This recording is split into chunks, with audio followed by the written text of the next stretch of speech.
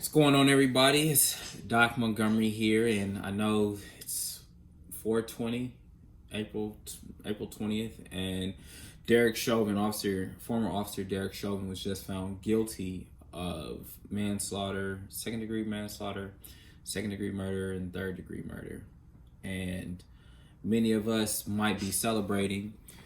Me in particular, I'm reserved because he still got sentencing and he still got an appeal process that's available to him. He'll sit in jail during the appeal process, but he still has an appeal process of his criminal conviction.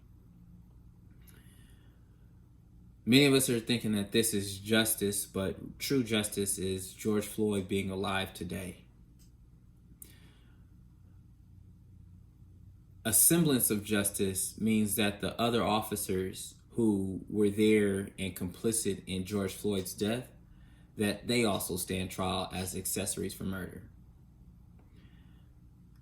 If that were you and I, and we were involved in someone was dead, ended up dead as a result of our actions or our concerted actions, right? The other two officers who were on George Floyd's body that prevented him from moving, we be tried as accessories to murder. This is a semblance. This is not justice. This is a semblance of accountability. And can we really say that this was true accountability, given that I think that people were more afraid of the city being burnt up than they were of ensuring that Derek Chauvin was found guilty of all charges. Right now in America is a very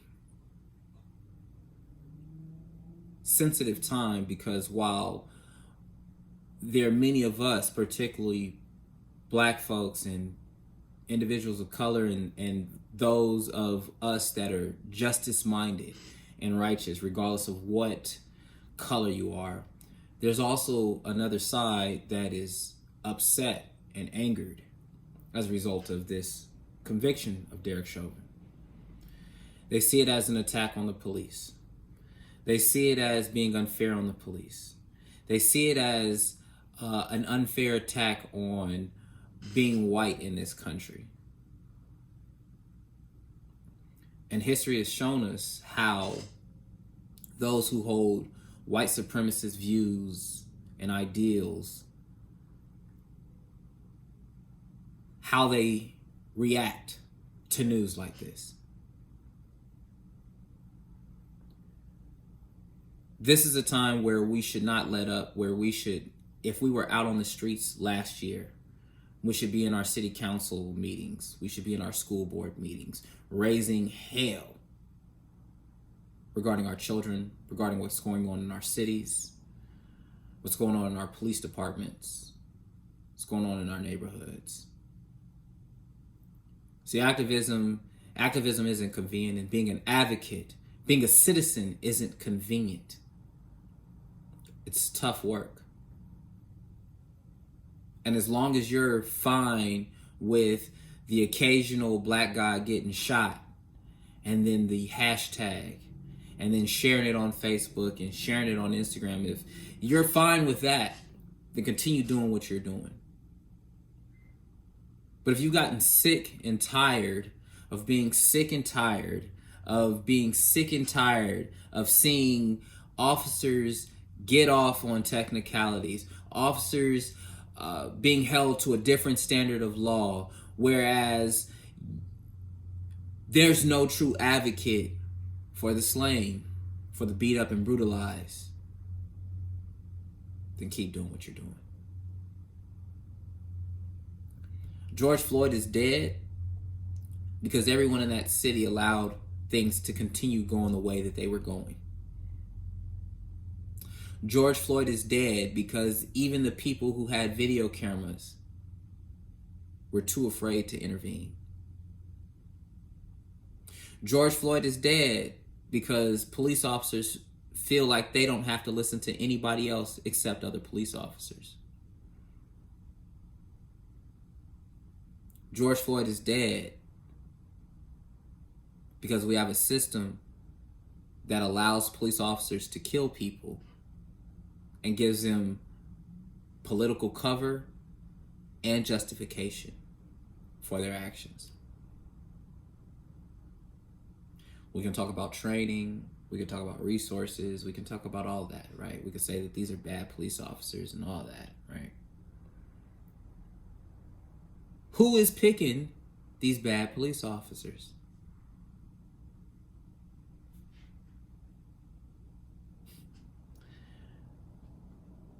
You shoot somebody, they throw you in jail.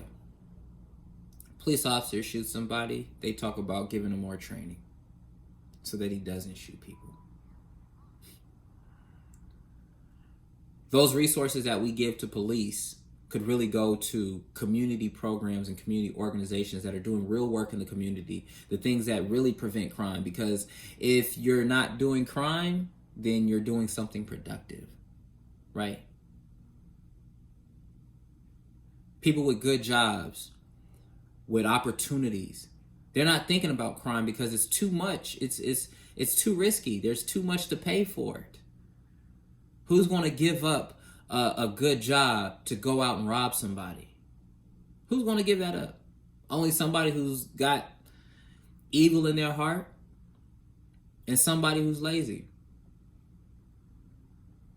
But an overwhelming majority of people, if you give them good education, good jobs, good trades, and opportunities in their cities and in their communities, you won't need that much police. You'll get a better return on your investment by investing in people versus investing in a department, in a police department. You and I are both taxpayers. And we allow our tax money to go to people who brutalize us versus going to people who actually uplift our community, like local entrepreneurs, like local community and community organizers, people who actually give a damn about the community and who give their blood, sweat, and tears for the community without a bulletproof vest, without a gun on their hip, without a taser, without a baton, without the backing of the government, without protection from the government. People are up in arms about saying defund the police, but we've defunded our neighborhoods. We've defunded education. We've defunded pre-K. We've defunded trades. We've defunded all of these things, but it's okay for those things to be defunded. But all of a sudden now, when it's time to defund the police, it's an issue. And I'll tell you this, that police really don't keep you safe.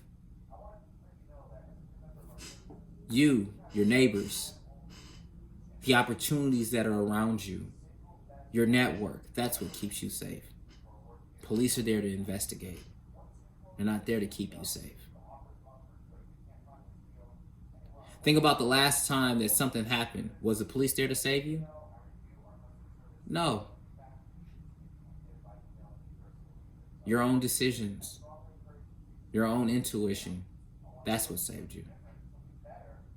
Unfortunately, we have a clear example of when the police didn't save somebody, and that's George Floyd. So, doesn't stop. Doesn't stop. We have to continue. This is a continual fight, and we can't give up. I'm asking you to join with me in this fight. My name is Doc Montgomery. I'm a freedom fighter. I'm an entrepreneur. I'm a man of the people.